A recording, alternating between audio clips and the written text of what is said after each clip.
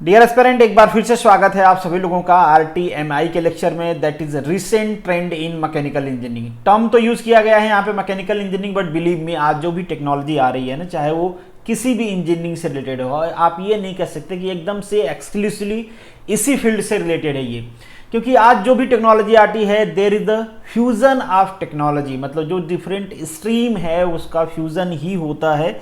तो डेफिनेटली यहाँ पे हम डिस्कस करने वाले हैं इंडस्ट्री 4.0 का, तो यहाँ पे भी फ्यूजन होगा डिफरेंट टेक्नोलॉजी का, जिसमें सबसे ज़्यादा कंट्रीब्यूशन होगा आपके CS IT यानी इलेक्ट्रॉनिक्स का। क्यों? क्योंकि भाई रिसेंट में जो डेवलपमेंट हो रहा है that is automation, robotics, artificial intelligence, cyber physical system, cognitive reality, cloud computing, ये सारी टेक्नोलॉजी जो है कहीं ना कहीं से उन सारे स्ट्रीम से रिलेटेड हैं। तो डिटेल में हम डिस्कस करने वाले हैं। सबसे पहले बात करेंगे स्टेज ऑफ इंडस्ट्रियल रिवोल्यूशन की, फिर डिस्कस करेंगे हम कि ये जो इंडस्ट्री रिवोल्यूशन 4.0 है ये क्या है, that is fourth industrial revolution. Impact क्या है इसका और इसके साथ इसके चैलेंजेस क्या हैं, ये सब के साथ साथ आपके एग्जाम के लिए जो सबसे ज्यादा जरूरी होता है दैट इज MCQ। तो लास्ट में मिलेंगे आपको टोटल 15 MCQ जो कि आपके एग्जाम पॉइंट ऑफ व्यू से इंपॉर्टेंट है। और शुरू करने से पहले एज यूजुअल आपसे वही रिक्वेस्ट है कि ये मेरे डिफरेंट प्लेटफॉर्म है जहां पे आप मुझसे जुड़ सकते हो, और यहाँ पे तो आप जुड़ ही जाना। टेलीग्राम पे आपको सर्च करना है @मनु एकेडमी, क्योंकि यहाँ पे जो भी वीडियो मैं बनाता हूँ उसकी PDF आपको मिलती है, वीडियो का जो लिंक है वो भी आपको यहाँ पे मिल जाता है। तो चलिए अभी स्टार्ट कर लेते हैं। Educating today for better tomorrow। सबसे पहले बात करते हैं कि इंडस्ट्रियल रिवोल्यूशन होता क्या है। वैसे इन जनरल ये टर्म है, हम सभी को पता है कि एक होता है ट्रांजिशन, कि कहीं पे किसी एरा में हम काम कर रहे हैं उसमें अब ट्रांजिशन पे हम पहुंच गए हैं और सडनली क्या होता है टेक्नोलॉजी का आउटब्रेक हो जाता है, और उस टेक्नोलॉजी के वजह से एकदम से पूरी जो मैन्युफैक्चरिंग है, पूरी जो ह्यूमन लाइफ है वो ट्रांसफॉर्म हो जाती है। तो उसे हम कहते हैं इंडस्ट्रियल रिवोल्यूशन। हम आगे देखेंगे कि किस तरीके से कौन सी टेक्नोलॉजी का यूज हुआ और कौन सा इंडस्ट्रियल रिवोल्यूशन आया, जिसे हम कहते हैं स्टेज ऑफ इंडस्ट्रियल रिवोल्यूशन। यहाँ पे टर्म मैं लिखना भूल गया इंडस्ट्रियल रिवोल्यूशन, बट रिवोल्यूशन से आप समझ लेना कि हम यहाँ पे बात कर रहे हैं इंडस्ट्रियल रिवोल्यूशन का। तो टोटल जैसे हम यहाँ पे बात कर रहे हैं इंडस्ट्री 4.0 का, मतलब बेसिकली आप समझ में तो आ ही रहा है कि टोटल 4 इंडस्ट्रियल रिवोल्यूशन हुए हैं, जिसमें से फोर्थ को थोड़ा सा हम डिटेल में देखेंगे, बट बेसिक देख लेते हैं कि किस तरीके से हमारा जो इंडस्ट्रियल रिवोल्यूशन है वो आगे बढ़ा है। और जो हमारा फर्स्ट इंडस्ट्रियल रिवोल्यूशन था ना, ये रिलेटेड था कि किस तरीके से हम जो मैन पावर रिसोर्स है उसको मैकेनाइज्ड कर पाएं। अब हम मैन की जगह पे मशीन को मेजरली यूज करें। एक एग्जांपल बताता हूं आप लोगों को, आप पहले देखे भी होंगे, अभी भी गांव में यूज किया जाता है ये, कि पहले जो सिंचाई करते थे, क्योंकि मेजर जो हमारे पॉपुलेशन है वो डिपेंड करती थी एग्रीकल्चर पे, तो आप लोगों ने देखा होगा कि एनिमल का यूज करते थे हम कुएं से पानी निकालने के लिए। क्या आज करते हैं? नहीं करते हैं, मेजरली नहीं करते हैं। बहुत सारी जगह अभी भी करते होंगे, क्योंकि आपको पता है टेक्नोलॉजी डेवलप तो हो जाती है, बट टेक्नोलॉजी को इन्फ्यूज करने के लिए हर जगह इन्फ्यूज करने में टाइम लगता है, इसलिए अभी कई सारी जगह पे हो रहा होगा, सबकी रीच नहीं हो पाती है। तो जो फर्स्ट इंडस्ट्रियल रिवोल्यूशन हुआ था ये हमारा हुआ था अराउंड 1785-84 के आसपास। इस टाइम पे हमने जो मैन पावर, बेसिकली पहले प्रोडक्शन में मैन पावर का यूज किया जाता था। आप लोगों ने देखे होंगे हॉलीवुड मूवी में तलवार बना रहे हैं हथौड़े मार मार के, यहाँ पे भी बना रहे थे, हर जगह बना रहे थे, बस बाद में मशीन आ गई, हमारे पास स्टीम पावर आ गया, वाटर पावर आ गया, हमने स्टीम इंजन बना लिया, उसका यूज किया, और ड्रास्टिकली जो हमारा प्रोडक्शन लेवल है, स्पीड ऑफ प्रोडक्शन है, एक्यूरेसी ऑफ प्रोडक्शन है, वो सारी चीज़ें चेंज हो गई। हालांकि एक्यूरेसी में बहुत ज़्यादा हम नहीं कह सकते कि चेंजेस हुआ, बट जो स्पीड ऑफ प्रोडक्शन है, रेट ऑफ प्रोडक्शन, वो ड्रास्टिकली चेंज हो गया। तो ये जो आप ड्रास्टिकली चेंज, एकदम से आउटब्रेक जो होता है ना, उसे हम कहते हैं रिवोल्यूशन। तो यहाँ पे हुआ था आपका first industrial revolution. First industrial revolution से हमको सेकेंड इंडस्ट्रियल रिवोल्यूशन में पहुंचने में लगे कुछ 100 ईयर के आसपास, और ये हुआ आपका 1817 के आसपास second industrial revolution. Second industrial revolution में हमने क्या किया? इलेक्ट्रिसिटी का यूज किया। अब जो मशीन्स हम स्टीम पावर, वाटर पावर से चला रहे थे ना, अब उसको हमने शिफ्ट कर दिया इलेक्ट्रिफिकेशन से। और आपको पता है कि जैसे ही इलेक्ट्रिफिकेशन आया भाई, मशीन की एफिशिएंसी बढ़ गई। पहले एफिशिएंसी कम थी, प्रोडक्शन रेट अगेन इंप्रूव हो गया, एक्यूरेसी इंप्रूव हो गई, क्योंकि जो मशीन का नेचर है, उसका वर्किंग नेचर वो भी चेंज हो गया। तो इलेक्ट्रिफिकेशन से बहुत बड़ा चेंज आया हमारे इंडस्ट्री में, तो इसलिए इसको हमने कहा कि ये हमारा है सेकेंड इंडस्ट्रियल रिवोल्यूशन। और फिर आया हमारा थर्ड रिवोल्यूशन। इसमें हमने यूज किया हमारे कंप्यूटर का, हमारे कम्युनिकेशन सिस्टम का, हमारे IT सेक्टर्स का। इसका यूज करके हमने हमारा जो प्रोडक्शन था ना, उसकी जो टाइम लिमिट है उसको ड्रास्टिकली चेंज कर दिया। अब ये सपोज करो, एक एग्जांपल लेता हूं कि मान लो आप पहले के टाइम में रह रहे हो और कोरोना आ जाता और आपका लेबर घर भाग जाता और आप अपने लेबर को बुलाने के लिए लेटर लिख रहे हो, लेटर पहुंचा इसके पास 15 दिन बाद, क्योंकि दूसरा कोई तरीका नहीं रहता आपसे कम्युनिकेट कर रहे, आप कैसे उससे कम्युनिकेट करते। फिर ये 15 दिन बाद लेटर भेजता कि नहीं हमारे पापा जी बीमार हैं, हम नहीं आएंगे काम करने। आपको 15 दिन बाद पता चलता आपकी इंडस्ट्री ऐसे ही 30 डेज शट डाउन पड़ी हुई है, काम नहीं करने वाला कोई। आज क्या करोगे आप, ट्रिंग ट्रिंग ट्रिंग पता कर ले भाई नहीं आओगे कोई बात नहीं, तुम्हारे जगह दूसरा लेबर है। दूसरे लेबर को ढूंढने के लिए भी आईटी सेक्टर का हमने यूज किया। इस तरीके से आईटी सेक्टर ने, मतलब जो हमारी कम्युनिकेशन टेक्नोलॉजी है, कंप्यूटर जो हमारे हैं, आईटी सेक्टर, इन्होंने ड्रास्टिकली हमारे मैन्युफैक्चरिंग को चेंज कर दिया, उसको डिजिटलाइज्ड कर दिया एकदम से। उसका मैनेजमेंट जो है वो पूरी तरीके से डिजिटलाइज हो गया। तो इसे हमने कहा कि this is called the third industrial revolution. इसके बाद हम इस टाइम पे वर्क कर रहे हैं हमारे फोर्थ इंडस्ट्रियल रिवोल्यूशन पे। ये अंडर डेवलप्ड है, कई सारे जगह पे यूज हो रहा है। अब इसमें कई सारे लेवल हैं कि किस लेवल का ये इंडस्ट्रियल रिवोल्यूशन जो फोर्थ है हम उसको यूज कर रहे हैं। जैसे यहाँ पे कई सारी टेक्नोलॉजी यूज हो रही है, एडवांस टेक्नोलॉजी जो अभी अंडर डेवलपिंग है, जैसे एआई है, आर्टिफिशियल इंटेलिजेंस। एक छोटा मोटा आर्टिफिशियल इंटेलिजेंस आपके मोबाइल में भी आता है, वो आपकी आवाज़ पहचान लेता है, आपकी आवाज़ से लॉक अनलॉक हो जाता है, आप जो गाना प्ले करने के लिए कहते हो वो पे कर देता है। तो ये भी एक आर्टिफिशियल इंटेलिजेंस है, बट पुअर लेवल का आर्टिफिशियल इंटेलिजेंस है। उसी तरीके से इससे हायर लेवल का, इससे हायर लेवल का इंडस्ट्री में यूज होते हैं आर्टिफिशियल इंटेलिजेंस। मतलब यहाँ पे जो इंडस्ट्री 4.0 में टेक्नोलॉजी यूज हो रही है ये अभी अंडर डेवलपिंग है। कई सारे स्टेज बाकी हैं, लेट्स सी कि कब हम इसको कंप्लीट कर लेते हैं और कब हमको नेक्स्ट आउटब्रेक मिलता है। तो हमने इसमें इंटर कर लिया था कुछ 2010 में, और यहाँ पे जो इंडस्ट्री रिवोल्यूशन 4.0 है ये टर्म आया था, ये कॉइन किया गया था बेसिकली जर्मन गवर्नमेंट के द्वारा 2011 में। तो हम 10 साल हो गए हैं हमको इंडस्ट्रियल रिवोल्यूशन 4.0 पे काम करते हुए। स्टिल अभी बहुत सारे जगह इसमें काम बाकी है, बहुत सारी टेक्नोलॉजी पे हम वर्क कर रहे हैं। तो चलिए आगे देखते हैं कि ये जो फोर्थ इंडस्ट्रियल रिवोल्यूशन है इसमें हम क्या करने की कोशिश कर रहे हैं।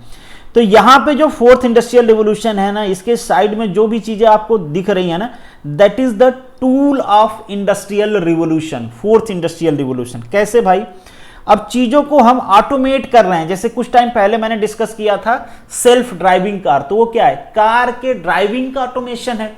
उसी तरीके से हम जो इंडस्ट्री का प्रोडक्शन लाइन है उसको ऑटोमेट कर रहे हैं कि भाई वो खुद ही से बना। जैसे एक एग्जांपल देता हूं, आपके फोन में, आपके फोन या कंप्यूटर में कोई खराबी होती है ना, तो कंप्यूटर और फोन क्या करता है, खुद ही डायग्नोसिस कर लेता है, आप करते हो और वो खुद ही उसको रीचेक करके रिकरेक्ट कर देता है। तो इस टाइप की चीजें हम करने की कोशिश कर रहे हैं, बहुत सारे जगह पे ये हो भी गया। अगेन वो क्वेश्चन उठता है कि किस लेवल का हुआ है, तो वो बिल्कुल डिफरेंट है। अभी हम ये नहीं कह सकते कि हम फुल्ली डेवलप्ड रीजन में हैं, इंडस्ट्री 4.0 पूरी तरीके से कंप्लीट हो चुका है, अभी ऐसा नहीं कह सकते, बट स्टिल हो रहा है। सिमुलेशन की बात करें हम, भाई रियल टाइम सिमुलेशन करते हैं, हमारा प्रोसेस रियल टाइम में हमको पता रहता है कि कहां चल रहा है, क्या डाटा है, उसकी रियल टाइम एनालिसिस चल रही है, रियल टाइम प्रोडक्शन चल रहा है, उसका हम प्रॉपर सिमुलेशन कर पाते हैं, प्रॉपर उसको कंट्रोल कर पाते हैं। और हम क्या, इंडस्ट्री 4.0 में तो हम इसको डिसेंट्रलाइज कर दिए हैं कि हम ये भी चाहते हैं कि हम इसको कंट्रोल ही ना करें, इसको कंट्रोल कौन करे, मशीन। मतलब हम बात करते हैं M2M का, मशीन टू मशीन लर्निंग, मतलब एक मशीन दूसरे मशीन को कंट्रोल कर रही है। जो हमारा सिस्टम इंटीग्रेशन है, हमने क्या किया भाई, हमारा जो सिस्टम है ना उसकी इंटरचेंजेबिलिटी को बढ़ा दिया है। मतलब हमने क्या किया है, बैचेज बना दिए हैं और उन बैचेज को इस तरीके से किया है कि एक दूसरे से वो कम्युनिकेट कर पाए, एक दूसरे से इंटरचेंज होकर वर्क कर पाए। इससे क्या होता है कि इंटरचेंजेबिलिटी बढ़ जाती है, हमारे सिस्टम की प्रोडक्टिविटी बढ़ जाती है। अब ऐसा तो नहीं होता ना भाई कि हर चीज एक ही जगह प्रोड्यूस होगा वहीं पे असेंबल हो जाएगा। बहुत सारे सेक्शन होते हैं हमारे इंडस्ट्री के प्रोडक्शन में, कहीं पे कोई चीज प्रोड्यूस हो रहा है, कहीं पे कोई चीज प्रोड्यूस हो रहा है, कहीं पे पेंटिंग हो रही है, कहीं पे पॉलिशिंग हो रही है, कहीं पे असेंबली हो रही है। तो इनकी हमने क्या किया, इंटरचेंजेबिलिटी बढ़ा दिया। और इंटरचेंजेबिलिटी या इंटर कनेक्टिविटी बढ़ाने के लिए आपको क्या चाहिए, टूल्स चाहिए कुछ, जिसे हम कहते हैं IoT। कुछ टाइम पहले हमने इसको डिस्कस किया था। यहां पे आ भी गया इंटरनेट एंड थिंग्स। ये क्या करता है, मशीन को मशीन से जोड़ देता है, आदमी को मशीन से जोड़ देता है, किसी को किसी से जोड़ देता है कि तुम करते रहो, आपस में कनेक्शन भिड़ा लो, जो करना है करते रहो। साइबर सिक्योरिटी बहुत इंपॉर्टेंट थ्रेड भी है, इसे हम कह सकते हैं। चैलेंज भी है इंडस्ट्री 4.0 पे कि आप जितना जिस चीज को ऑटोमेट करते हो उतना ही बड़ा थ्रेट होता है उसके सिक्योरिटी का। जैसे अभी रिसेंटली मैंने कई बार एग्जांपल दिया कि पेंडोरा पेपर लीक हुआ है। अब इतने सारे लोगों का डाटा था, चुरा के रखा गया था, सडनली लीक हो गया। क्यों लीक हो गया? बहुत बार आप सुनते होंगे कि गवर्नमेंट की साइट, बहुत सारे सुनते होंगे कि जो रिसर्च सेंटर है उनकी साइट हैक कर लिया जाता है। तो ये बहुत बड़ा थ्रेट है, चैलेंज भी है, इस पे काम भी हो रहा है। Let's see. क्लाउड कंप्यूटिंग भाई बहुत इंपॉर्टेंट रोल प्ले करता है। जैसे मान लो कि पहले आपके फोन में टेंशन होता था यार मेमोरी कार्ड नहीं, मेमोरी कार्ड। आज आपको टेंशन नहीं है भाई, मेमोरी कार्ड की जरूरत नहीं है आपके फोन में मेमोरी कार्ड की। भाई क्लाउड कंप्यूटिंग आ गया है, सिंपल। गूगल ड्राइव आप सभी लोग जानते हो गूगल ड्राइव के बारे में। आप अपना फोटो वीडियो गूगल ड्राइव में शेयर करो और कहीं पे लॉग इन करो, कहीं पे एक्सेस करो, कोई पूछ रहा है क्या? ये तो सिंपल एग्जांपल हो गया। इसी तरीके से जो हमारी इंडस्ट्री है, मान लीजिए हमारे इंडस्ट्री के पास हमारा जो कंप्यूटर है उसके पास इतनी कैपेसिटी नहीं है कि इसमें कोई सॉफ्टवेयर, मेजर सॉफ्टवेयर वर्क कर पाए। तो हम क्या करेंगे भाई? ठीक है, नहीं हमारे पास नहीं है ना, दुनिया में बहुतों के पास है, हम उनका यूज करेंगे। तो वहां पे यूज आता है क्लाउड कंप्यूटिंग। कहीं से भी कोई सॉफ्टवेयर कहीं से इंपोर्ट करके किसी कोई यूज कर रहा है, कहीं से कोई यूज कर रहा है, मतलब कंप्यूटर्स का, नेटवर्क्स का इंटरकनेक्टिविटी हो गई है। और इसको भी मैंने आपको बताया था इंटरनेट एंड थिंग्स में। दूसरा है आपका एडिटिव मैन्युफैक्चरिंग। इस पे हमने डिटेल में डिस्कस किया है। 3D 4D प्रिंटिंग भाई की मतलब पहले आप क्या करते थे? कास्टिंग कर रहे हो, लगे जा रहे हो शेप, पैटर्न, तो लिक्विफिकेशन, तो ये तो वो बनाया जा रहा है। आज क्या है भाई? ये सब करने की जरूरत नहीं है। सिंपली आपको जो प्रोडक्ट चाहिए बस कंट्रोल एंड प्रिंट करो। उधर मशीन है 3D प्रिंटिंग वाली, वो प्रिंट करके बना देगी, आपका काम हुआ खत्म। कितना आसान है कि 2D को हमने क्या किया, सीधा 3D प्रिंट में, मतलब हमारे पास फिजिकल प्रोडक्ट अवेलेबल हो गया है। ऑगमेंटेड रियलिटी, ये बेसिकली आपका जो विजुअल ऑडिबल एक्सपीरियंस है उसको चेंज कर देते हैं। जैसे थिएटर में आप जाते हो, आपको 3D दिख रहा है चीजें, अरे यार ऐसा लग रहा है कि हमारे आसपास से हो रही हैं। 3D से 4D हम चले गए, 5D चले गए। ऑडियो आता है, कई बार आप लोगों ने देखा होगा भाई, ये भाई 8D ऑडियो, 6D ऑडियो, मतलब क्या ही चल रहा है। इन शॉर्ट मेरे कहने का मतलब है कि ये चीजें आपके फिजिकल लाइफ में यूज हो रही हैं। इन्हीं चीजों को हम इंडस्ट्री में भी यूज करते हैं। जैसे आप लोगों ने देखे हो ना हॉलीवुड मूवी वाले, यहां पे चल रहे हैं भाई, और दीवार पे प्रोजेक्ट कर दिया, पूरे सिस्टम को दीवार पे प्रोजेक्ट कर दिया और वहां से यूज कर रहे हैं। कभी पूरे सिस्टम को इन्वायरमेंट में प्रोजेक्ट किया, वहां से यूज कर रहे हैं। आयरन मैन देखे होंगे, आयरन मैन के बाद बहुत सारी आई हैं जिसमें आपने कई टाइम पहले से, कई सालों पहले से वो दिखा रहे हैं इस टाइप की टेक्नोलॉजी। अब ये फ्रिक्वेंटली यूज हो रही है हमारे इंडस्ट्री में। बिग डाटा, इसका भी बहुत ज्यादा रोल है इंडस्ट्री में। एक सिंपल सा रोल मैं फिजिकल लाइफ से रिलेटेड बताता हूं। जैसे आप लोगों ने क्या किया होगा, आप लोगों ने देखा होगा कि आप गूगल पे कोई चीज सर्च करते हो, कोई प्रोडक्ट सर्च किया और फिर यूट्यूब पे आप वीडियो देख रहे हो, तो यहां पे वो शो करने लगता है कि भैया ये जो आपने कपड़ा देखा था ना, अब इतना सस्ता हो गया, इस साइट पे अवेलेबल है, इतना महंगा हो गया है, क्या इसको खरीदना चाहोगे? कैसे पता चला इसको? Through data. क्योंकि ये जो आप गूगल पे सर्च करते हो ना, वहां पे आपने लॉगिन कर रखा है, वहां पे आपका डाटा, और ये आपको दे देता है यूट्यूब को कि इनको इस टाइप का ऐड दिखाओ क्योंकि इसमें इनका इंटरेस्ट है। ये कैसे आया? ये आया डेटा से कि आपका जो डेटा है ना वहां पे सेव है। तो ऐसे ही बहुत सारे डाटा हैं जिनको इंडस्ट्री यूज कर सकती है। उसके लिए उनको अलग से इंफ्रास्ट्रक्चर नहीं बनाना है। ये ऑलरेडी बहुत सारी कंपनियां प्रोवाइड करती हैं कि हमारा इंफ्रास्ट्रक्चर है, हम देंगे ये सारी चीजें, आपको क्या करना है? बस प्रोडक्शन करना है और इस हमारे डाटा का यूज करना है और कुछ पैसे इसके बदले में आप हमको दे देना। That's it. काम चल रहा है, दोनों लोगों का काम चल रहा है, फटाफट काम हो रहा है। मतलब यहां पे जो टूल्स हमने डिस्कस किया है ना, यही सारे टूल्स यूज हो रहे हैं 4th इंडस्ट्रियल रिवॉल्यूशन में। तो बेसिकली ये सारी चीजें हमने पहले ही डिस्कस कर लिया। इसको क्वाइन किया था जर्मन गवर्नमेंट ने 2011 में। और cyber physical system, additive manufacturing, artificial intelligence, machine to machine learning, big data, ये सारी टेक्नोलॉजी मैंने आपको पहले ही बता दिया। इन सब टेक्नोलॉजी का यूज हो रहा है, मतलब ये सब टूल्स हैं हमारे लिए फॉर 4th इंडस्ट्रियल रिवॉल्यूशन। अगर हम ब्रॉडर वे में समझने की कोशिश करें कि जो हमारी इंडस्ट्रियल रिवॉल्यूशन है, हम 4.0, ये किस प्रिंसिपल पे काम करता है, तो बेसिकली ये है यहाँ पे 6 डिजाइन प्रिंसिपल। पहला है इंटरऑपरेटिबिलिटी। इंटरऑपरेटिबिलिटी को पहले जैसे ही आप समझो कि ये क्या है, इंटरकनेक्शन है इनका, एक दूसरे से ये अटैच्ड हैं, एक दूसरे को समझते हैं, एक दूसरे को ये, मतलब एक सिस्टम हमारा दूसरे सिस्टम से कनेक्ट हो गया है। तो जो भी रिक्वायरमेंट है वो आपस में कम्युनिकेट करके फुलफिल कर लेते हैं। कनेक्ट कैसे हैं, किसका रोल है इसमें, तो हमारे साइबर फिजिकल सिस्टम का रोल है। साइबर फिजिकल सिस्टम कैसे बनता है, उसके भी कई सारे टूल्स हैं। जैसे उसका एक टूल है IoT, internet and things. Cyber physical system की मतलब जो हमारा फिजिकल सिस्टम है उसको साइबर सिस्टम से जोड़ दो, ये दोनों वर्ड मिल गए तो बन गया हमारा साइबर फिजिकल सिस्टम। नेक्स्ट है आपका विजुअलाइजेशन, मतलब जो भी हमारा मैन्युफैक्चरिंग है उसको हमने कुछ ऐसे लिंक किया हुआ है सेंसर थ्रू और ऐसी टेक्नोलॉजी जो हमारे जो टूल्स की हम बात करें उनका यूज करके कि उसको हम कहीं से विजुअलाइज कर सकते हैं, कहीं से कंट्रोल कर सकते हैं। एक सिंपल एग्जांपल समझिए कि आपने अपने घर में कैमरा लगा रखा है, उसको लिंक कर दिया आपने अपने मोबाइल से और कहीं बैठ के आप ऑपरेट कर रहे हो कि आपके घर में कौन जा रहा है, कौन आ रहा है, सब चीज हो रहा है। इसी तरीके से इंडस्ट्री को भी हम कंट्रोल कर रहे हैं। डिसेंट्रलाइजेशन, मतलब जो पहले ह्यूमन कंट्रोल था कहीं भी प्रोडक्शन लाइन में, उसको हमने डिसेंट्रलाइज कर दिया है।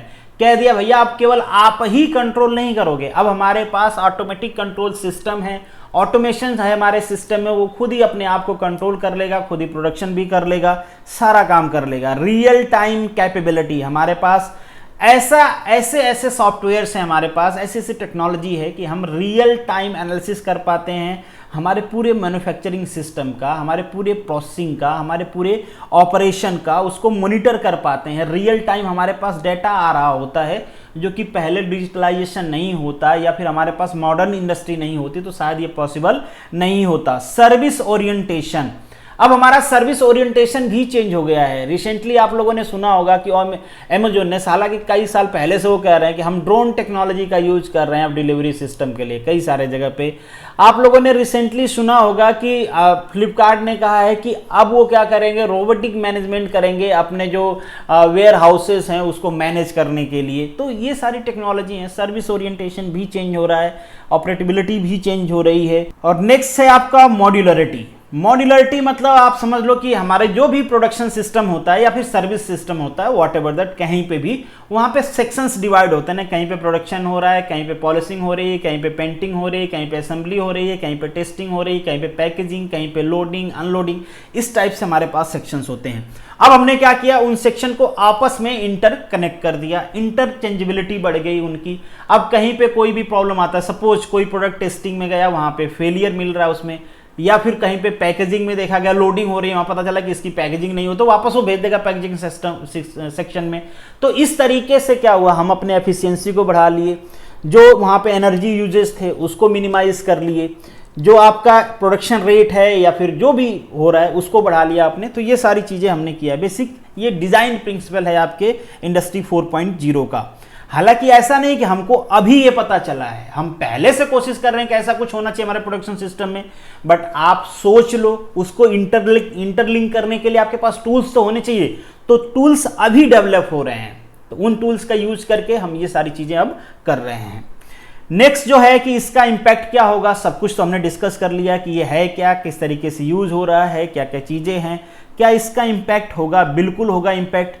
तो पहला तो यही है कि जो टेक्नोलॉजिकल आउटब्रेक है इतना बड़ा, ये जो हमारे वर्क का नेचर है, काम करने का जो तरीका है वो बदल देगा, बिल्कुल बदल दिया। आप लोगों ने देखा है कि 3D प्रिंटिंग किस तरीके से चाइना 2 दिन में बिल्डिंग बना देता है। भैया बिल्डिंग बनाने में पहले सालों लग रहा था, अब 2 दिन में बिल्डिंग बन जा रही है। तो इस तरीके की चीज़ें होंगी, तो जो नेचर ऑफ वर्क है वो टोटली चेंज हो जाएगा। नेक्स्ट है आपका डेमोग्राफिक चेंजेस। बिल्कुल ये चेंजेज हो रहे हैं, पहले से हो रहे हैं, बट अब इंडस्ट्री 4.0 आने के बाद तेजी से होंगे। मतलब उसमें हम कह सकते हैं कि उसका रेट बढ़ जाएगा। क्यों बढ़ेगा? अभी देखो आप, जहां पे टेक्नोलॉजी है, मैक्सिमम इंडस्ट्री चाइना में क्यों ओपन होती हैं? क्योंकि इंडस्ट्री वाले को पता है कि अगर मुझे कुछ कस्टमाइज मशीन चाहिए तो फटाफट से मैं ऑर्डर दूंगा, मुझे बन के मिल जाएगा। अब कोई चीज़ खराब हुआ तो तुरंत बन जाएगा। अब यही मशीन मान लीजिए आके इंडिया में लगती है, इंडिया में लग गई, कोई प्रॉब्लम हुआ, उसको रिपेयर के लिए चाइना भेजना है या चाइना से उसकी टेक्नोलॉजी मंगवाना, इसमें टाइम लगेगा। तो ज़्यादा लोग कहाँ पे प्रीफर करते हैं कि चाइना में खोल लें भाई यही काम। मैंने इंटरव्यू भी देखा था, कई सारे जो इंडस्ट्रियलिस्ट थे उनसे पूछा गया, इंडियन है बट उनका जो मैन्युफैक्चरिंग है वो चाइना में हो रहा है, उनसे पूछा गया आप इंडिया में सेटल क्यों नहीं करते हो? तो उन्होंने कहा कि यहाँ पे बहुत सारे चैलेंजेस हैं, स्किल्ड लेबर नहीं है हमारे पास। तो अगर आपके पास टेक्नोलॉजी है, आप नॉलेजेबल हो, तो आप कहीं भी सेटल हो सकते हो। ये हम एक तरह से बेनिफिट्स की तरह भी देख सकते हैं, चैलेंज की तरह भी देखते हैं। अगर मान लीजिए कि सारे बुद्धिमान लोग चाइना में सेटल हो गए तो जैसे यूएसए मोनोपोली चला रहा था, क्योंकि पहले सारे जो पैसे वाले थे वो यूएसए में सेटल हो गए, सारे अच्छे लोग यूएसए में सेटल हुए, सारी टेक्नोलॉजी वहां पे डेवलप की गई, तो मोनोपोली चल रही थी। अब सेम चीज चाइना कर रहा है, दुनिया का जो 50% प्रोडक्शन है उसको चाइना कंट्रोल करता है, तो फिर से वो मोनोपोली स्टार्ट हो जाएगी। तो एक तरह से ये चैलेंज भी है और अच्छा भी है। लेट्स सी कि आगे बढ़ के जब इंडस्ट्री 4.0 पूरी तरीके से इंप्लीमेंट होगा तो क्या होता है। नेक्स्ट जो है आपका रैपिड अर्बनाइजेशन, ये बहुत बड़ा चैलेंज है ह्यूमन बीइंग के सस्टेनेबिलिटी पे। अभी संडे को ही मैं डिस्कस कर रहा था जब करंट अफेयर, तो वहां पे हमने डिस्कस किया था कि भाई जो यूएन की रिपोर्ट है वो कहती है कि 0.5% ही वाटर बचा है जो कि ड्रिंकिंग लायक है, जो फ्रेश वाटर है जिसको हम पी सकते हैं, और जरूरत जो है हमारी ये कंटिन्यूसली बढ़ रही है। जब इंडस्ट्रियलाइजेशन तेजी से होता है तो दो रिसोर्सेज बहुत तेजी से कंज्यूम होते हैं, एक होती है एनर्जी, दूसरा होता है वाटर। एनर्जी चाहिए तो एनर्जी प्रोडक्शन के लिए आप क्या करोगे भाई, या तो कोल का यूज करोगे, फॉसल फ्यूल्स का यूज करोगे, रिन्यूएबल का यूज करोगे। अभी तक हमारे रिन्यूएबल एनर्जी में बहुत ज्यादा डिपेंडेंसी हुई नहीं है, हम क्या करते हैं फॉसल फ्यूल्स का यूज करते हैं। रिसेंटली आप बहुत जगह न्यूज सुन रहे होगे कि ब्लैकआउट हो रहा है, कोयला नहीं है, सरकार, हमारी सरकार भी कह रही है हमारे पास कोयला नहीं है, ब्लैकआउट हो सकता है, चाइना में ब्लैकआउट हुआ। तो ये सब चैलेंजेज हैं। ये सब चैलेंजेज क्यों आ रहे हैं, इसका उसमें से एक रीजन है अर्बनाइजेशन, रैपिड अर्बनाइजेशन, और रैपिड अर्बनाइजेशन का रीजन है इंडस्ट्रियलाइजेशन। जहां पे इंडस्ट्री रहेगी वहीं पे रोजगार मिलेगा, वहीं पे लोग जाएंगे, वहां के रिसोर्सेज फिर क्या होंगे, वहां के रिसोर्सेज यूटिलाइज होंगे तो कम होंगे डेफिनेटली। नेक्स्ट है आपका shift in global economy power, ये बहुत बड़ा एग्जाम्पल है इसका चाइना। कुछ दशक में आप लोगों ने देखा होगा कि चाइना बहुत ड्रास्टिकली चेंज हुआ है, और कुछ 20-25 साल से उनकी जो इकोनॉमी है 10% 11% से ग्रो कर रही है। इतना तेजी से ग्रो की कि आज वो दुनिया का सुपर पावर है, PPP में वो दुनिया का सबसे आगे है। जो इकोनॉमी है उनकी जीडीपी है वो भी कुछ दिन में, कुछ सालों में यूएसए को पीछे छोड़ देगी। बाकी जो उनका एग्रेशन है दूसरे देशों के खिलाफ वो देख ही रहे हो। जब आपके पास इकोनॉमिक मसल्स होती हैं, जब आपके पास इकोनॉमिकल पावर होता है, तो बाकी सारी चीजें अपने आप आ जाती हैं आपके पास। तो देख रहे हो कि वो इंडिया के खिलाफ अग्रेशन कर रहा है, ताइवान के खिलाफ, जापान के खिलाफ, बाकी जो दूसरे देश हैं, अकेले एक चाइना इतने सारे कंट्री के साथ अग्रेशन कर रहा है। और नेक्स्ट बहुत इंपॉर्टेंट है, भले हम इस चीज को माने या ना माने, that is the resource scarcity and climate change. Resource scarcity को तो ऑलरेडी हमने समझ लिया, बट क्लाइमेट चेंज बहुत ज्यादा इंपॉर्टेंट है। आप देख ही रहे हो कि जहां जहां पे इंडस्ट्रियलाइजेशन है बहुत तेजी से क्लाइमेट चेंज हो रहा है, कहीं पे सूखा पड़ जाता है, कहीं पे ज्यादा बारिश हो जाती है, कहीं पे इन्वायरमेंट ऐसा हो गया, पोल्यूशन लेवल ऐसा होगा कि लोग सांस नहीं ले पा रहे हैं। तो इसके बारे में भी हमको सोचना है कि इंडस्ट्रियलाइजेशन होने से क्लाइमेट चेंजेस बहुत तेजी से हो रहे हैं। तो केवल हम इंडस्ट्रियलाइजेशन पे ध्यान ना दें, हम सस्टेनेबल डेवलपमेंट पे ध्यान दें कि हमको इंडस्ट्रियलाइजेशन भी करना है, बट साथ में इन्वायरमेंट को भी बढ़ना चाहिए। बाकी जो लोग हैं उनको भी इंडस्ट्रियलाइजेशन का फायदा मिले, ऐसा नहीं कि कुछ लोगों को मिले बाकी गरीब गरीब रहे, अमीर अमीर होता जा रहा है। मतलब ये शॉर्ट में सस्टेनेबल डेवलपमेंट, आपको पता है यूएन ने 17 पॉइंट सस्टेनेबल डेवलपमेंट का गोल भी दिया है। वो सारी चीजें हम करंट अफेयर में डिस्कस करते रहते हैं। खैर, अब बात करते हैं चैलेंजेस इन फ्यूचर क्या है भाई। सबसे बात तो यही है कि भाई लो जॉब क्रिएशन होगी। अब लो जॉब क्रिएशन का सबसे बड़ा इंपैक्ट होगा जो मिडिल क्लास है या लोअर मिडिल क्लास है। देखो, जो अमीर है जिसके पास इंडस्ट्री है उसकी इंडस्ट्री तो चलेगी, वहां पे हो गया ऑटोमेशन, उसका प्रोडक्शन रेट बढ़ गया, उसकी प्रॉफिट बढ़ गई, कॉस्ट कटिंग हो गया, एक्यूरेसी बढ़ गई, सब बढ़ गया उसका। बट यहां से लेबर हट गए, अब उसको पैसा कम देना पड़ रहा है, या फिर देना भी पड़ रहा है तो उसके बदले वो ज्यादा प्रोडक्शन ले रहा है। लॉस किसका हुआ, जो लेबर यहाँ पे काम कर रहा था। तो ये बहुत बड़ा चैलेंज है कि इंडस्ट्रियलाइजेशन तो हो रहा है, इसलिए कई सारी कंट्री हेजिटेट होती हैं कि इस चीज को अडॉप्ट कर पाए। एक सिंपल एग्जांपल मैं बताता हूं कि गांव में आपने देखा होगा कि जब रोड बनते हैं ना, जो ग्राम पंचायत, उसमें कहा जाता है कि आप जेसीबी का यूज नहीं कर सकते हो, रोड बनाने में आपको लेबर का यूज ही करना है, क्योंकि हमारे पास एडवांस टेक्नोलॉजी है। एक जेसीबी एक दिन में 50 से 100-200 मजदूर का काम कर सकती है अकेले। बट सरकार ने रिस्ट्रिक्ट कर रखा कि नहीं, अगर जेसीबी काम कर देगी तो लोगों को पैसा डिस्ट्रीब्यूट नहीं होगा, इकोनॉमी जो है यूनिफॉर्म नहीं रहेगी, लोग खाने बिना मरने लगेंगे, फिर होगी बगावत। पुअर क्वालिटी ऑफ एम्प्लॉयमेंट इसी से लिंक है कि इंडस्ट्रियलाइजेशन होने के वजह से जो वेजेस है ना वो ड्रास्टिकली कम हो रहे हैं, क्योंकि लेबर की रिक्वायरमेंट नहीं है, डिमांड बहुत कम है और लोग बहुत ज्यादा हैं। तो आसानी से लोग कहते हैं भैया देखो 5,000 देंगे, काम करोगे कि नहीं करोगे। आप बोलोगे कि नहीं करेंगे, हमको 8,000 चाहिए, 5,000 में करने वाले बहुत सारे तैयार हैं। तो ये प्रॉब्लम है। एक इनकम की इनक्वालिटी हो जाएगी, ये बिल्कुल होगी। हमने कई बार कह दिया कि भाई आप गरीब हो गए, इंडस्ट्री वाला गरीब थोड़ा होगा, कंजप्शन तो है ही, वैसे ही पॉपुलेशन तो बढ़ ही रही है, तो प्रोडक्ट तो चाहिए ही चाहिए। तो प्रोडक्ट चाहिए बट क्या है, आपको काम नहीं मिल रहा है, तो ये जो इनकम का डिस्ट्रीब्यूशन है वो अनइवन हो जाएगा। डिजिटल डिवाइड, अब डिजिटली सारी चीज़ें डिवाइड हो जाएंगी। बिल्कुल डिजिटल डिवाइड का मतलब यहाँ पे जो टेक्नोलॉजिकल डिवीजन है वो आ जाएगा, सोसाइटी में भी आएगा, कंट्री में भी आएगा, रीजन में भी आएगा। तो बिल्कुल ये चैलेंजेस हैं कि लेट्स सी इसको किस तरीके से हमारा जो सिस्टम है, चाहे हमारा देश है चाहे वर्ल्ड, किस तरीके से हैंडल करता है। चलिए अब बात करते हैं क्वेश्चन का, और यही इंपॉर्टेंट है आपके एग्जाम पॉइंट ऑफ व्यू से। Consider the following statement about the fourth industrial revolution, और यहां पे आपसे पूछा गया है which is are correct statement, तो इनमें से कौन सा सही है फोर्थ इंडस्ट्रियल रिवॉल्यूशन के लिए। तो पहला है स्मार्ट कनेक्टेड मशीन, बिल्कुल सही बात है, जो हमारी मशीन्स हैं वो आपस में क्या है, कनेक्टेड हो जाएंगे। Use of AI, artificial intelligence का यूज हो रहा है। CPS system is not an important part of industrial revolution, बिल्कुल इंडस्ट्रियल रिवॉल्यूशन 4.0 का ये इंपॉर्टेंट पार्ट है आपका सीपीएस सिस्टम, तो ये वाला सिस्टम गलत है। सीपीएस मतलब साइबर फिजिकल सिस्टम, पहले मैंने डिस्कस किया कि जो साइबर सिस्टम है, जो फिजिकल मशीन है उनको साइबर सिस्टम से कनेक्ट कर देना है। तो यहां पे फर्स्ट और सेकंड सही है, तो ऑप्शन हो जाएगा आपका बी। नेक्स्ट क्वेश्चन है आपका, consider the following statement about industrial revolution 4.0। Again वही चीज है, यहां पे अगेन पूछा गया आपसे which is are the incorrect, यहां पे आपको बताना है कि इनकरेक्ट स्टेटमेंट्स कौन कौन से हैं। Industry 4.0 is the first intense and the enrichment for the service industry, ये केवल सर्विस इंडस्ट्री के लिए है इंडस्ट्रियल रिवॉल्यूशन, ऐसा कौन कहा भाई, किसी भी इंडस्ट्री के लिए, चाहे वो सर्विस सेक्टर हो या फिर प्रोडक्शन सेक्टर हो, एग्रीकल्चर सेक्टर हो, वट एवर, सबके लिए है ये। Industry 4.0 can use in all industry context where process need to be a more accurate, intelligent, efficient, बिल्कुल कहीं पे अगर आप चाहते हो प्रोडक्शन रेट बढ़ाना है, आपको इंटेलिजेंट प्रोडक्शन करना है, मतलब स्मार्ट प्रोडक्शन करना है, ऑटोमेशन करना है, एफिशिएंसी बढ़ाना है, तो वहां पे इंडस्ट्री 4.0 के जो टूल्स हैं वो यूज करना है, तो ऑप्शन बी आपका करेक्ट है। नेक्स्ट है specially in automobile and agriculture sector, ये भी गलत है, केवल ऑटोमोबाइल और एग्रीकल्चर सेक्टर नहीं, जैसे मैंने आपको कहा कहीं किसी भी सेक्टर में यूज किया जा सकता है। तो यहां पे जो आपका ऑप्शन है ओनली 2 करेक्ट है, आपसे पूछा गया है इनकरेक्ट, मतलब फर्स्ट इनकरेक्ट है और थर्ड इनकरेक्ट है, तो यहां पे जो आपका करेक्ट ऑप्शन है दैट इज बी। नेक्स्ट जो क्वेश्चन है अगेन सेम नेचर का क्वेश्चन है, यहां पे भी कंसीडर करना है आपको स्मार्ट फैक्ट्री से रिलेटेड बताया गया है जो स्टेटमेंट, उसमें बताना है कि कौन सा सही है स्मार्ट फैक्ट्री से related. Factory and logistic system that will operate and organize themselves without a human interaction, उसे ही हम कहते हैं स्मार्ट फैक्ट्री। किसे कहते हैं, जहां पे ह्यूमन इंटरेक्शन ना हो और जो हमारे डायनेमिक रोबोटिक सिस्टम है, जो हमारा सीपीएस सिस्टम है, एआई है, इन सब का यूज करके हम उनको ऑर्गेनाइज कर पाएं, ऑपरेट कर पाएं, उसी को कहते हैं स्मार्ट फैक्ट्री। सेकेंड है ऑटोनोमस या फिर एडॉप्टिव वर्ड यूज किया गया है, robot replace the human interaction, बिल्कुल सही बात है, ह्यूमन इंटरेक्शन को रिप्लेस कौन करेगा, रोबोटिक सिस्टम जो होते हैं, एआई जो होता है वही रिप्लेस करेगा।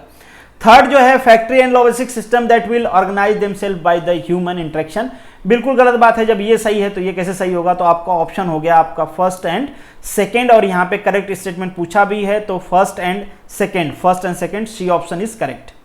नेक्स्ट है अगेन कंसीडर करना है आपको एप्लीकेशन से रिलेटेड इंडस्ट्री 4.0, और नीचे पूछा गया है कि कौन सा इसमें which is are correctly defined the role of IoT in industry 4.0। IoT internet and things का क्या रोल है इंडस्ट्री 4.0 में, ये आपसे पूछा गया है। Use to connect each and many machines together, बिल्कुल ये करती है हमारी इंटरनेट एंड थिंग्स का काम ही क्या होता है, जरूरत पड़े तो सारी मशीन को, नहीं जरूरत है तो कुछ मशीन को, या जितनी की जरूरत है उनको कनेक्ट करो आपस में। नेक्स्ट है use to explore the wider area of technology, बिल्कुल आईओटी का यूज करके जो हमारी टेक्नोलॉजी है उसके वाइडर एरिया का हम यूज कर पाएंगे, जो टेक्नोलॉजी हमारे पास अवेलेबल नहीं है आईओटी वो भी हमको दे देती है। सिंपल एग्जांपल्स हैं बहुत सारे, जैसे क्लाउड कंप्यूटिंग का हम यूज करते हैं। क्लाउड कंप्यूटिंग का बेसिकली पर्पस क्या है, जो टेक्नोलॉजी अब हमारे पास तो ड्राइव नहीं था, हम किसकी ड्राइव यूज कर रहे हैं, गूगल की ड्राइव यूज कर रहे हैं, टेक्नोलॉजी उनकी है मगर यूज हम कर रहे हैं। वैसे ही आप लोगों ने सुना होगा कि नासा की सैटेलाइट इसरो कंट्रोल कर रहा है, इसरो की नासा कर रहा है, कैसे कर रहे हैं भाई, आईओटी सिस्टम का यूज करके। तो सेकेंड ऑप्शन भी सही है, use for environmental friendly production. अब देखो ये जो आईओटी है ना, ये इस बात की श्योरिटी नहीं है कि जो भी प्रोडक्शन होगा वो इन्वायरमेंटल फ्रेंडली होगा। आपने देखे होंगे वो एक अक्षय कुमार की मूवी आई थी कि जो रेडिएशंस हो रहे हैं उससे जो बर्ड है, रोबोट, उस टाइप की मूवी देखा होगा। तो बिल्कुल ये जो रेडिएशन है ये हार्मफुल है, तो हम किसी तरीके से ये नहीं कह सकते कि ये इन्वायरमेंटल फ्रेंडली है। Use only for corporate communication, केवल कम्युनिकेशन के लिए यूज नहीं करते भाई आईओटी का, और भी बहुत सारे यूजेज हैं। तो यहाँ पे आपका जो फर्स्ट और सेकेंड ऑप्शन है वो सही है, तो option B is correct. Consider the following statement, again वही सारा स्टेटमेंट आपको कंसीडर करना है, और यहाँ पे पूछा गया है which is are the part of automation pyramid of smart factory, कौन कौन सा पार्ट है इसका। तो पहला कंट्रोल सिस्टम, बिल्कुल ऑटोमेशन का ये पार्ट है भाई। कंट्रोल करने के लिए आपको सिस्टम तो चाहिए। प्रोडक्शन जो भी हो रहा है, मैन्युफैक्चरिंग हो रही है, सर्विस सेक्टर है, वहां पे जो भी प्रोसेस ऑपरेशन है उनको कंट्रोल करने के लिए आपके पास क्या होता है, कंट्रोलिंग सिस्टम्स होते हैं। मैन्युफैक्चरिंग एग्जीक्यूशन सिस्टम, बिल्कुल मैन्युफैक्चरिंग है हो रही है तो मैन्युफैक्चरिंग के एग्जीक्यूशन सिस्टम उसको भी कोई ऑपरेट कर रहा होगा। इंटरप्राइजेज रिसोर्सेज प्लानिंग, बिल्कुल ये सारे क्या हैं, पार्ट हैं हमारे स्मार्ट फैक्ट्री का। और यहाँ पे आप देख पाओगे ये बेसिकली पिरामिड है। Process equipment, control, information level, data analysis और आपका ईआरपी है। तो ये सारे पार्ट हैं हमारे स्मार्ट फैक्ट्री का। बेसिकली ये डिजाइन डिवीजन किया गया है यहाँ पे। तो ऑप्शन यहाँ पे कौन सा सही है, आपका डी सही है।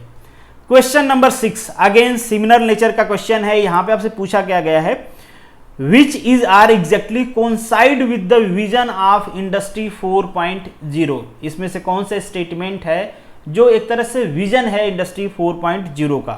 पहला है enabling a custom mass production without significantly increase of overall production cost, तो बिल्कुल सही बात है।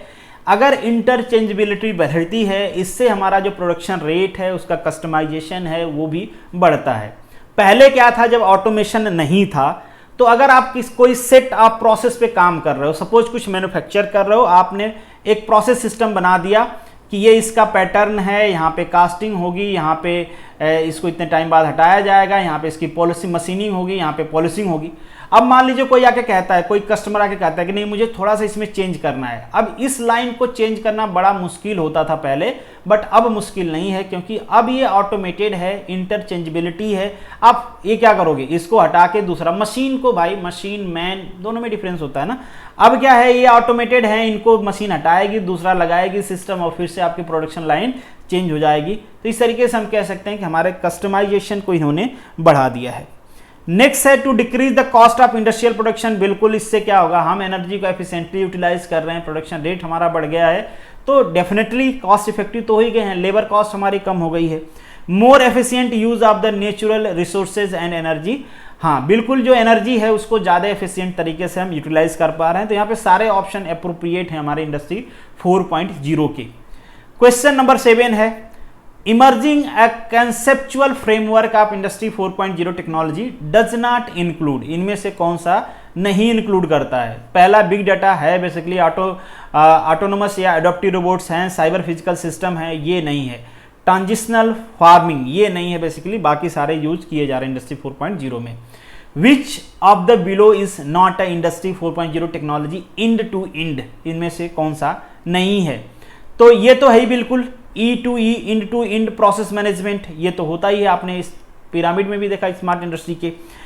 दूसरा जो स्मार्ट ऑटोनोमस एसेट, ये भी बिल्कुल है, ऑटोमेशन हम कर ही रहे हैं हमारे सिस्टम का, 3D 4G प्रिंटिंग विजुअलाइजेशन, ये सारे पार्ट हैं। मैन्युफैक्चरिंग यूनिट, अब ये देखो मैन्युफैक्चरिंग यूनिट इस बात की श्योरिटी नहीं होता है कि वो मैन्युफैक्चरिंग यूनिट एकदम इंड टू इंड ऑटोमेटेड है और इंड टू इंड जो इंडस्ट्रियल रिवोल्यूशन 4.0 है उसके सारे टूल्स यूज किए जा रहे हैं, तो ये श्योरिटी नहीं होता। हो सकता है पार्सली यूज किए जा रहे हों, हो सकता है कि थोड़े ज़्यादा हों, हो सकता है बहुत कम है या हो ही ना, तो वॉट एवर दैट, तो option D is correct. Which of the following industrial revolution use electric energy to create mass production for first time, किस इंडस्ट्रियल रिवोल्यूशन में किया गया था, तो सेकेंड इंडस्ट्रियल रिवोल्यूशन में किया गया था, इलेक्ट्रिफिकेशन। 10 नंबर का क्वेश्चन है what are the advantage of industry 4.0, इनमें से कौन सा एडवांटेज इंडस्ट्री 4.0 का, तो that is improve the productivity and efficiency, बिल्कुल सही बात है। लो कॉस्ट इंप्लीमेंटेशन, ये भी कुछ हद तक सही है, बट हर बार सही होगा कि जो प्रोडक्शन कॉस्ट है वो लो ही होगा, ऐसा हम नहीं कह सकते, क्योंकि जो इंडस्ट्री 4.0 है ना, इसमें जो टूल्स यूज होते हैं उनकी इंस्टॉलेशन कॉस्ट बहुत ज़्यादा है। शुरू करने के लिए, स्टार्ट करने के लिए इंडस्ट्री 4.0 के जो टूल्स हैं वो बहुत महंगे हैं। हाँ, एक बार स्टार्ट हो गया आपका तो बिल्कुल ये इफेक्टिव होगा। दूसरी बात कि अगर लार्ज स्केल प्रोडक्शन नहीं है तो वहाँ पे ये इफेक्टिव नहीं है, अभी के लिए इफेक्टिव नहीं है। क्यों नहीं है? क्योंकि अभी जो टेक्नोलॉजी इनकी अवेलेबल है वो सस्ते प्राइस पे, मतलब चीप प्राइस पे अवेलेबल नहीं है। तो ये आप बिल्कुल हर बात सही नहीं कह सकते हो, तो ये ऑप्शन ज़्यादा एक्यूरेट नहीं है। बट मल्टी ऑप्शन रहे तो इसको भी आप चूज कर सकते हो। तो यहाँ पे ज़्यादा अप्रोप्रिएट तो 1 है, और चूंकि एक ही सही है तो वही सही रहेगा। Creating more vacancy for worker कहाँ से होगा भाई, ये तो हमने डिस्कस कर लिया। और रिस्क तो रहेगा भाई, इंटरनेट है तो रिस्क तो है ही यहाँ पे हैकिंग का। Consider the following statement, industry 4.0 reach the market in 2025। नहीं, ऑलरेडी रीच कर चुकी है, कई सारे जगह यूज हम कर रहे हैं। जो टेक्नोलॉजी है, जो टूल्स हैं इंडस्ट्री 4.0 के, वो ऑलरेडी यूज हो रहे हैं। तो अभी हमारे पास नहीं आई है, ऐसा नहीं है। The term industry 4.0 first introduce इन 2011, बिल्कुल सही बात है, हमने पहले डिस्कस किया। तो यहाँ पे आपका बी सही है। नेक्स्ट जो क्वेश्चन है आपका, consider the following statement about industry 4.0। Enabled self controlling of production, बिल्कुल सही बात है, सेल्फ कंट्रोल करते हैं। Increase efficiency of production, reduce complexity and operation of production. जो हमारा ऑपरेशन सिस्टम है, जो ऑपरेशन हो रहे हैं या जो प्रोडक्शन हो रहा है, उसके कॉम्प्लेक्सिटी को इंक्रीज कर देते हैं, रिड्यूस कर देते हैं या इंक्रीज कर देते हैं। तो भाई ये इंक्रीज कर देते हैं। अगर प्रोडक्शन और ऑपरेशन को देखें तो उसकी कॉम्प्लेक्सिटी घटती नहीं है, बढ़ती है, ठीक है। बट उसको हैंडल कौन कर रहे हैं? मशीन्स कर रही हैं। तो हम उसको फील नहीं कर पाते, क्योंकि हमारा इंटरेक्शन है नहीं, हम उसको हैंडल नहीं कर रहे हैं। इसलिए ह्यूमन के सेंस में अगर हम बात करें तो कॉम्प्लेक्सिटी डिक्रीज हो गई ना। जैसे एग्जांपल के लिए बात करें तो मान लो आपके पास एक कार है जो ऑटोमेटिक गियर चेंज नहीं है, तो आपको गियर भी लगाना पड़ेगा। वहीं पे थोड़ा सा वहां पे ऑटोमेशन हो गया, तो ऑटोमेशन होने के वजह से वहां पे टेक्नोलॉजी की कॉम्प्लेक्सिटी बढ़ी है। बट आपके लिए वो कॉम्प्लेक्स नहीं है, अब आपको गियर नहीं लगाना है, गियर खुद ही लगा लेगी कार। तो यहाँ पे आपके लिए कॉम्प्लेक्सिबिलिटी जो है वो क्या हो गई? रिड्यूस हो गई है। तो यहाँ पे ये भी ऑप्शन क्या होगा? सही होगा। तो आपके तीनों ऑप्शन सही हैं, मतलब D option is correct. Next जो क्वेश्चन है, why do we need industry 4.0? हमको इंडस्ट्री 4.0 क्यों चाहिए? बहुत ही सिंपल रीजन है। 2 दिन आप अपने मोबाइल को रख दीजिए और कहिए मैं इसको यूज नहीं करूंगा, ऑटोमेटिकली आपको फील होगा कि यार अगर मोबाइल नहीं है तो हमारा जीवन नहीं है। तो कंटिन्यूअसली जो हमारा एप्लीकेशन है वो टोटली टेक्नोलॉजी बेस्ड होते जा रहा है। तो उस टेक्नोलॉजी को ज़्यादा एफिशिएंट बनाए रखें हम, उसके लिए हमको इंडस्ट्री 4.0 के टूल्स का यूज़ करना पड़ेगा। अब जैसे मशीन कोई फेल हुई है तो उसके फेल के डिटेक्शन के लिए अगर वो मशीन्स नहीं होती, सपोज कर लीजिए जो डायग्नोसिस की मशीन होती है ऑटोमोबाइल में, अगर वो नहीं होती तो कब तक एक मैकेनिक चेक करता रहता कि कहाँ पे फेलियर हुआ है। तो बिल्कुल इम्प्रूव द सेफ्टी, मशीन काम कर रही है तो ह्यूमन सेफ्टी इंक्रीज हुई, क्योंकि आदमी डायरेक्टली वहाँ पे इंटरेक्ट नहीं हो रहा है। नेक्स्ट है प्रिवेंटिंग मशीन फेलियर, बिल्कुल पहले से ही हमारी मशीन डिटेक्ट कर लेती है कि यहाँ पे ये प्रॉब्लम्स है, फेलियर हो सकता है। प्रिवेंटिव मेजर इजीली हम ले पाते हैं। जैसे सिंपल आप गाड़ी चलाते हो तो वहाँ पे पहले ही आपको सिंबल्स दिखाने लगते हैं, भाई देखो ये प्रॉब्लम आ सकता है आपके इंजन में, सर्विसिंग करवा लो, ये प्रॉब्लम हो सकता है। बहुत सारे इंडिकेटर्स लगे हुए हैं अलग अलग। तो यहाँ पे भी आपके जो सारे ऑप्शंस हैं वो सही हैं। Question number 14, which of the following is not driver of industry 4.0? इसमें से कौन सा इंडस्ट्री 4.0 को ड्राइव नहीं करता है? There is the more data accessible, बिल्कुल ये सही बात है। बिग डाटा की हम बात कर ही रहे थे। Processing of information is much faster, बिल्कुल इससे जो प्रोसेसिंग है वो तेज हो गई है। Algorithm for forecasting optimisation are better than to the decade before, बिल्कुल ये सारी टेक्नोलॉजी हैं जो आपको जो फॉरकास्टिंग है, किसी भी चीज़ के फॉरकास्टिंग कर रहे हो उसका ऑप्टिमाइजेशन आप कर पा रहे हो टेक्नोलॉजी का यूज़ करके। New material allow a lighter product, new material की खोज में इंडस्ट्री 4.0 का अभी के लिए हम ये कह सकते हैं कि यूज़ नहीं है। नए मटेरियल आप खोज पा रहे हो that is by the traditional way. ऐसा तो नहीं है कि ये जो टेक्नोलॉजी है अब आर्टिफिशियल इंटेलिजेंस लगा दिया, वो नए मटेरियल खोज के ला रहा हमारे लिए कि लो बच्चा ये तुम्हारे लिए ज़्यादा अच्छा मटेरियल है। नहीं है अभी के लिए, इन फ्यूचर हो जा तो नहीं पता, बट अभी के लिए नहीं है।